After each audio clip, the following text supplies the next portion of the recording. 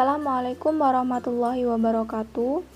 Perkenalkan, nama saya Diana Vitasari dari kelas 10 IPA 2. Saya akan menjelaskan tentang peninggalan kerajaan Islam di Indonesia.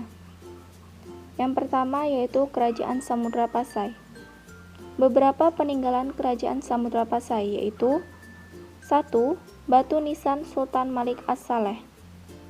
Sultan Malik As-Saleh dulunya merupakan raja pertama di Samudra Pasai.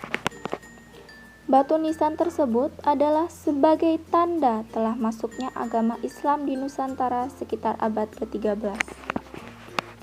Yang kedua, mata uang emas atau dirham.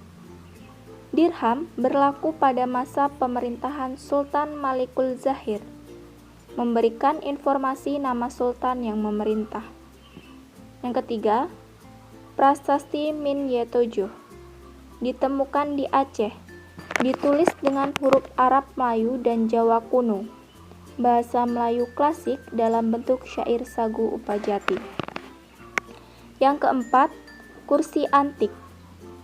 Kursi antik ini selesai dibuat tahun 1292 oleh Empu Janggau, keturunan dinasti Sailendra, dan dibantu oleh gurunya Inyoman Ranggapati.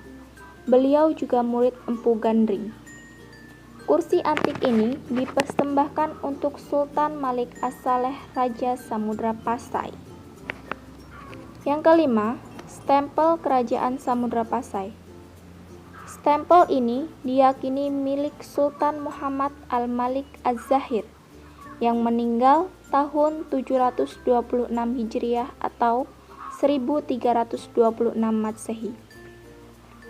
Sebab menurutnya Sultan Muhammad Al-Malik Az-Zahir adalah kepala pemerintah Kerajaan Samudra Pasai setelah Al-Malik As-Sah yang meninggal tahun 698 Hijriah atau 1297 Masehi.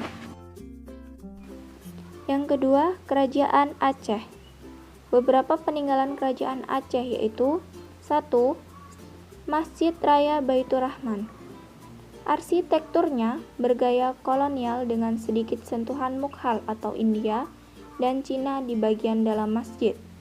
Masjid ini sudah beberapa kali mengalami renovasi dan penambahan kubah pada tahun 1935 dan 1958. Kedua, uang koin. Uang koin berlaku pada masa pemerintahan Sultan Malik Az-Zahir. Uang koin ini merupakan bukti bahwa peradaban kebudayaan Aceh muncul dari kerajaan-kerajaan yang pernah ada. 3. Gunongan. Gunongan merupakan salah satu bangunan peninggalan budaya yang bernilai sejarah dan masih dapat kita saksikan dalam keadaan utuh. Gunongan ini terletak di pusat kota Banda Aceh, tepatnya berada di Kelurahan Sukaramai, Kecamatan Baitur Rahman, Kota Banda Aceh. Kerajaan yang ketiga yaitu Kerajaan Demak. Beberapa peninggalan Kerajaan Demak. 1.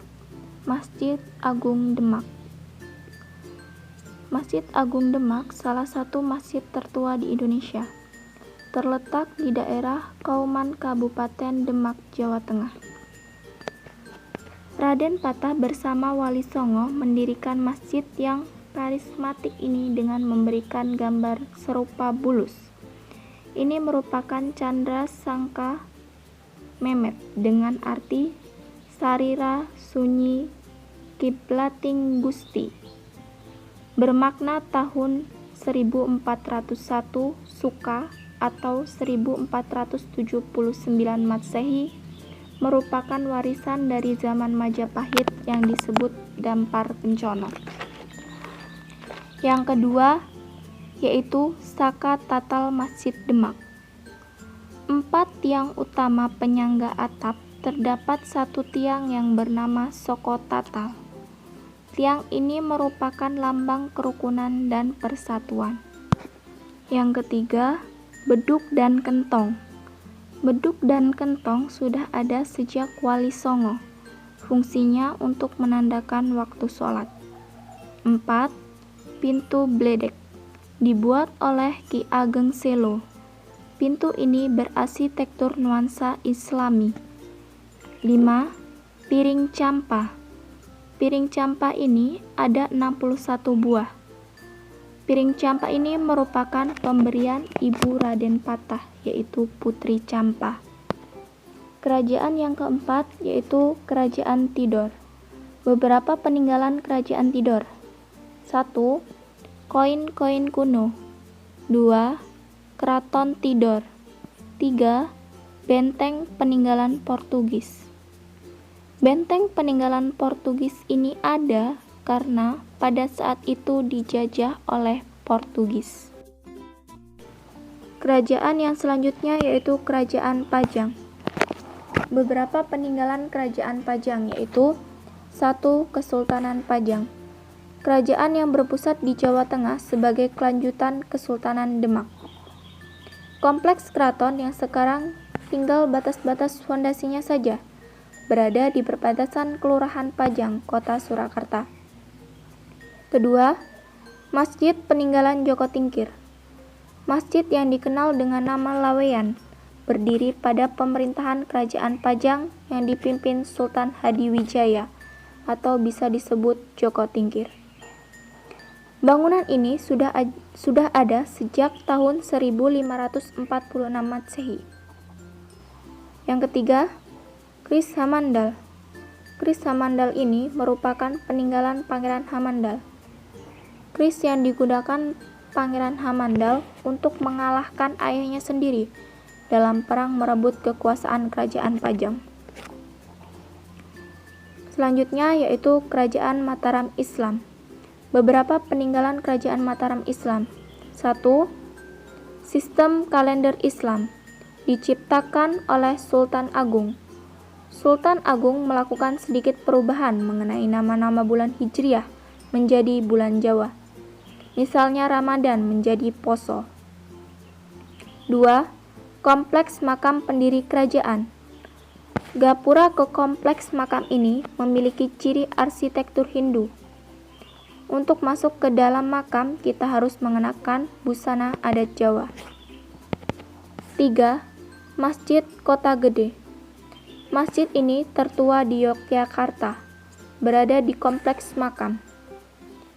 Menyusuri lorong sempit di balik tembok yang mengelilingi kompleks makam untuk melihat arsitekturnya secara utuh dan kehidupan sehari-hari masyarakat Kota Gede. 4. Rumah tradisional. Gapura tembok dengan rongga yang rendah dan plakat yang bertulis cagar budaya. Terdapat rumah-rumah tradisional Kota Gede yang masih terawat baik dan benar-benar berfungsi sebagai rumah tinggal. Yang kelima, Kedaton. Merupakan bangunan kecil yang menyimpan watu gilang, sebuah batu hitam berbentuk bujur sangkar. Juga watu canheng, 3 bola yang terbuat dari batu berwarna kekuning-kuningan. Yang keenam, Pasar Kota Gede. Pasar Kota Gede sudah ada sejak zaman penambahan Senopati. Setiap pagi legi, penjual, pembeli, dan barang dagangan tumpah ruah di pasar ini. Itulah tadi beberapa tentang peninggalan kerajaan Islam di Indonesia. Terima kasih. Wassalamualaikum warahmatullahi wabarakatuh.